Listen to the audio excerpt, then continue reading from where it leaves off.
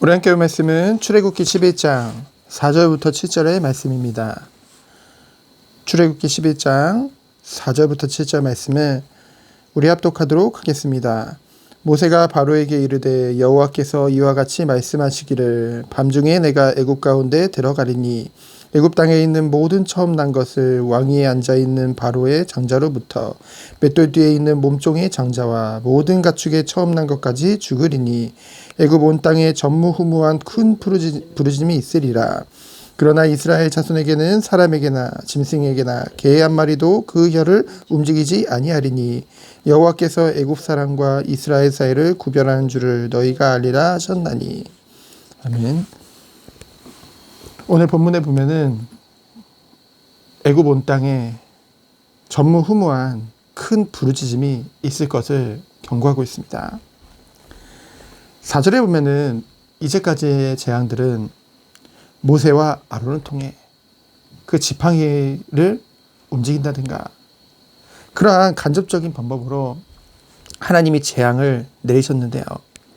이번 마지막 10번째 재앙은 4절에 보면은 밤중에 하나님께서 직접 애굽 가운데로 들어가셔서 하나님이 직접 그 재앙을 수행하시겠다고 기록되어져 있습니다. 말씀하고 계시죠. 그 재앙의 내용은 무엇입니까? 모든 처음 난 것, 바로의 장자로부터 맷돌을 돌리는 그 몸종까지요. 빈부 귀천을 막론하고 모든 사람에게 있어서는 장자들, 그리고 모든 가축은 처음 난 것을 다 죽이실 것을 말씀하고 계신 것이죠.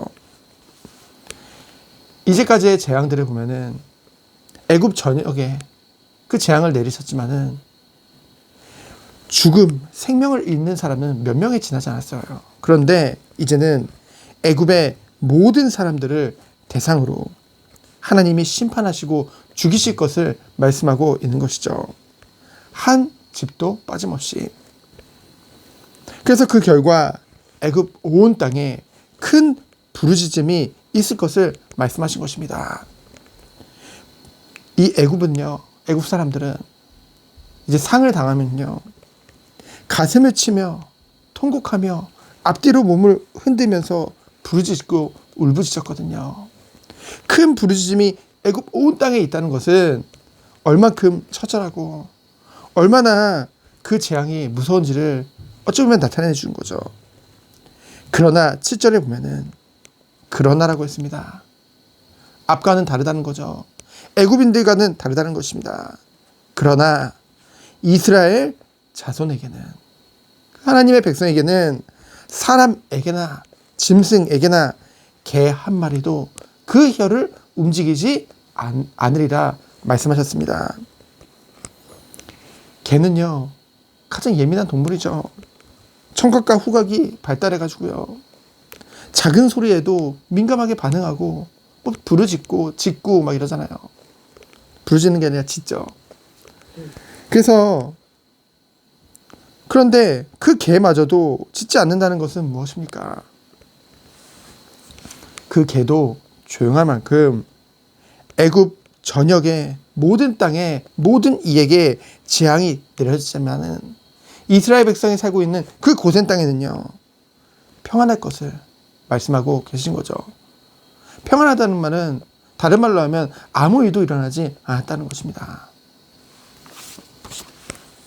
이는 여호와께서 애굽 사람과 이스라엘 사이를 구별하는 줄을 너희가 알리라는 그런 목적을 가지고 그 재앙을 내신다는 것이죠.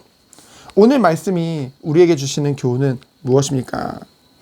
세상은요, 지금 이미 아담과 하와 이후로 그들의 범죄로 말미암아 겉으로 보기에는 많은 발전을 이룬 것 같고 사람들이 나름대로의 행복을 찾아 살고 있지만은 결코 그 하나님이 내리신 그 심판으로부터 저주로부터 벗어날 수 없다는 것이죠. 이미 스스로 해결할 수 없는 그 원죄 가운데 있다는 것 자체가 재앙이죠.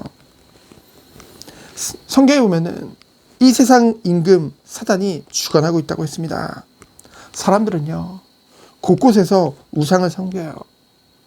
모든 사람들이 형상 우상을 섬기고요. 근데 형상 우상을 섬기지 않더라도 눈에 보이지 않지만은 하나님보다 더 사랑하는 것들이 많다는 것이죠.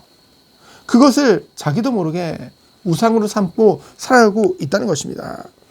하나님은 분명히 나 외에 다른 신을 섬기는 것을 가장 미워하거든요. 하나님께서 마지막 때에 심판과 재앙을 내리실 것을 말씀하셨는데요. 이미 우리들은 이 마지막 때를 살고 있다는 것이죠. 그런데 오늘 말씀을 잘 기억해야 될 줄 믿습니다. 그러나 모든 사람들이 재앙 가운데 있고 멸망 가운데 있고 어두운 가운데 있지만은, 그러나 하나님께서 하나님 백성 곧 하나님의 자녀들을 구별하실 것을 말씀하셨죠. 애굽 곧 세상과 이스라엘 곧 하나님 백성 사이를 구별하는 줄을 너희가 알래라고 말씀하신 것입니다.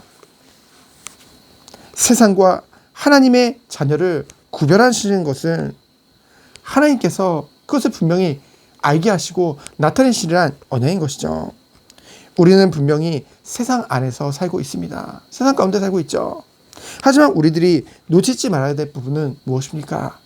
하나님은 하나님의 백성을 반드시 구별하신다는 것이죠. 재앙과 그러한 심판이 온 땅에 넘치더라도 그 모든 것들이 그 하나님의 백성의 소유에는 미치지 아니하리라. 그 말은 무엇입니까? 중요한 것은요, 인간의 기준이 아니라는 거죠. 세상에서 우리가 잘 되고 못 되고 그러한 눈에 보이는 세상적 기준이 아니라, 중요한 것은 하나님께서 하나님의 백성과 그의 모든 것들을 구별하신다는 것입니다. 그것을 우리는 믿고 나아가는 것이죠. 오늘도 정말로 오늘 말씀을 붙잡고 하나님께서 이 세상에서 무너져가고 있는 이 세상에서 우리를 구별하시고 주의 일을 하시기 원하신다는 사실을 우리는 알고 오늘 하루도 승리하는 하루 되어지기를 예수 그리스도 이름으로 축원드립니다. 시간 기도합니다. 하나님 감사합니다. 하나님의 언약을 붙잡고 오늘도 어떤 상황 속에서도 주님이 나와 함께 하시고 나의 모든 것을 구별하신다는 사실을 알고 오늘 하루도 승리하는 우리 모든 성도들 되도록 주께서 축복하여 주옵소서. 살아계신 예수 그리스도 이름으로 기도합니다. 아멘.